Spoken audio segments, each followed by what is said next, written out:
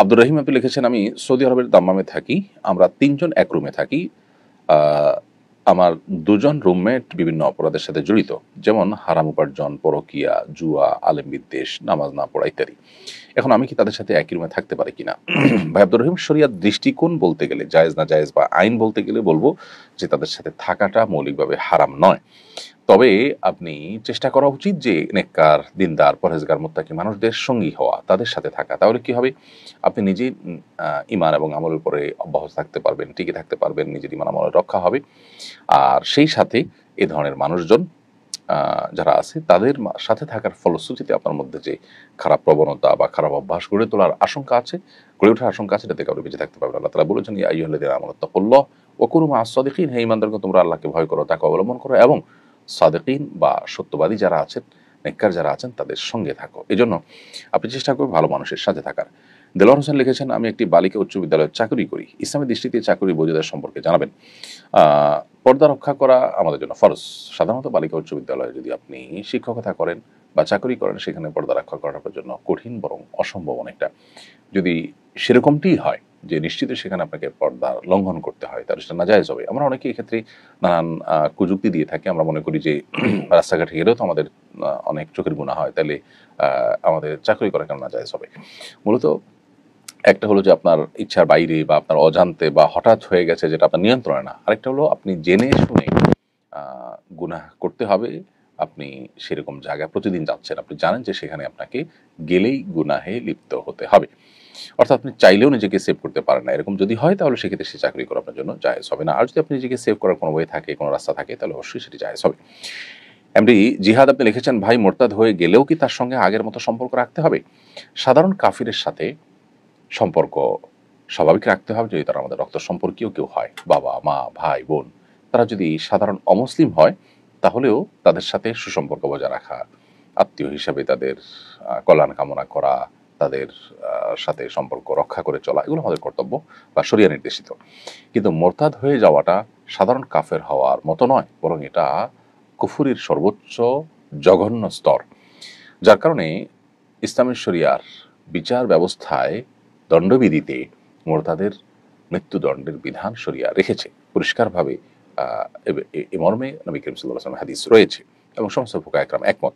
অতএব নিজের আত্মীয় স্বজনের ভিতরে ভাই বোন এরকম কোনো আত্মীয় যদি ইরতিদাদ বা ধর্মত্যাগের মতো এরকম গুনাহে লিপ্ত হয়, আল্লাহ মাফ করুন, তাহলে সেক্ষেত্রে তাদের সাথে আগের মতো সম্পর্ক রাখা আপনার কর্তব্য নয়, বরং যদি তাদেরকে দাওয়াত দেওয়ার সুবিধার্থে তাদেরকে দিনের পথে ফিরে আনার প্রয়োজনে তাদের সাথে সম্পর্ক রাখেন আপনি এবং সম্পর্ক রাখলে সেটা করতে পারবে বলে মনে হয়, তাহলে সেটা আপনি করতে পারেন। আর তা না হলে তাদের সাথে আগের মতো সম্পর্ক আপনাকে রাখতে হবে না, বরং আল্লাহর জন্যই তাদেরকে আপনি ত্যাগ করবেন। কলি আখতার আপনি লিখেছেন, আমার একজন আত্মীয় মসজিদে নামাজ পড়ে না, কারণ ইমামের পড়া শুদ্ধ হয় না, বাড়িতেই পড়ে, এবার কিছু বলুন। বোন কলি আখতার, আপনার যে আত্মীয় মসজিদে নামাজ পড়ছেন না, ইমামের পড়া শুদ্ধ নয় এই অজুহাতে তিনি সঠিক কাজ করছেন না। কারণ প্রথমত ইমামের পড়া শুদ্ধ না হলে দেখতে হবে যে শুদ্ধতাটার মাত্রা কতখানি, মানে অশুদ্ধতাটার মাত্রা কতখানি। যদি এমন হয় যে নামাজই সহি হয় না, তাহলে সেক্ষেত্রে এই নামাজ অবশ্যই পড়বেন না, কিন্তু বিকল্প ব্যবস্থা করবেন। হয় ইমাম পরিবর্তন করার জন্য উদ্যোগ নেবেন, আর এই সময়ের মধ্যে যতক্ষণ পর্যন্ত ইমাম পরিবর্তন না হয় ততক্ষণ পর্যন্ত অন্য কোনো মসজিদে জামাতের সাথে নামাজ আদায় করতে হবে বা অন্য কোনো ইমামের সাথে নামাজ আদায় করতে হবে। বাড়িতে পড়বেন শুধুমাত্র তখন যদি বিকল্প কোনো মসজিদ না থাকে, তাহলে সেক্ষেত্রে তারপরে সেটা জামাতের সাথে আদায় করা উচিত। এজন্য তার এই কাজটা ভুল কাজ। আর যদি ইমামের কেরাতের অশুদ্ধতাটা সেই পর্যায়ে না হয় যে নামাজ সহি হয় না, তাহলে সেক্ষেত্রে ওই ইমামের পিছনে নামাজ পড়তে হবে। তারপরেও জামাত ত্যাগ করা বা বাসায় একা একা নামাজ পড়া উচিত হবে না।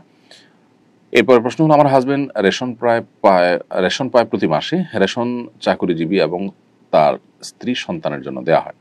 আমার শাশুড়ি বলেছেন কিছু রেশন ওনাকে দিতে, এরপর থেকে অর্ধেক আমরা রেখে বাকি অর্ধেক তাকে দিই। 1 মাসের রেশন দিয়ে পুরো পরিবার চলা যায়, কিন্তু আমার শাশুড়ি রেশনের বাকি অর্ধেকও চাইছেন আত্মীয়দের দেওয়ার জন্য। আমার হাজবেন্ড তাও দিতে চান, মা কিছু চাইলে সে না করতে পারে না। কিন্তু প্রশ্ন হলো, আমার শাশুড়ির আবদার গ্রহণযোগ্য কিনা। মা হিসেবে সন্তানের কাছে চাইতেই পারেন, যদি মা মনে করে যে সন্তানের এটা ছাড়াও চলে, তাহলে সেক্ষেত্রে যেহেতু অন্য আত্মীয়দেরকে দিতে চাইতেছেন, তার মানে এটা একরকম দানের সওয়াব পাওয়ার ব্যাপার। তো মা সে আবদার তো করতেই পারেন, কিন্তু যদি এটা দান করলে সন্তানের কষ্ট হবে, সন্তান নিজের চলার মতো অবস্থা নেই, তাহলে সেক্ষেত্রে মা তো এ আবদার করা অনুচিত। অর্থাৎ এটা ভ্যারি করবে পুরো অবস্থার উপরে। আর সন্তান হিসাবে আপনার স্বামীর জন্য এটা কর্তব্য নয় যে মা বললেই সেটা দিয়ে দিতে হবে। যদি বিশেষ করে তার যদি অসুবিধা হয়, কষ্ট হয়, তাহলে সেক্ষেত্রে দিতে তিনি বাধ্য নন। তবে আদবের সাথে মাকে বুঝিয়ে বলা দরকার।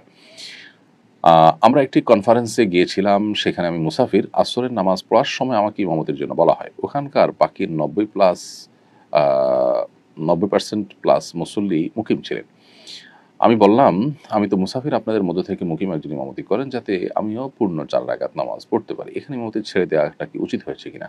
ইমামতি করাটা তো ফরজ ওয়াজিব কোনো কাজ নয়। বিধায় আপনি কোনো মুকিমের পিছনে নামাজ পড়লেন, আপনার নামাজ আদায় হয়ে গেছে। কিন্তু মুকিম হিসাবে 2 রাকাত যদি আপনি পড়তেন আর বাকিরা আপনার পেছনে 2 রাকাত প্লাস করতো, তাহলে একই সিলায় অনেকের অজানা মাসালা জানা হয়ে যেত। সেটা হতো আপনার জন্য বেশি ভালো। তাছাড়া শরিয়া মুসাফির হিসাবে আপনার জন্য 2 রাকাত পড়ার বাধ্যবাধকতা রেখেছে। সো 2 রাকাতেই আপনি তুষ্ট থাকা উচিত শরিয়ার বিধানের ব্যাপারে। এই তুষ্টি আমাদের থাকা দরকার। তারপরে আপনার নামাজ হয়ে গেছে।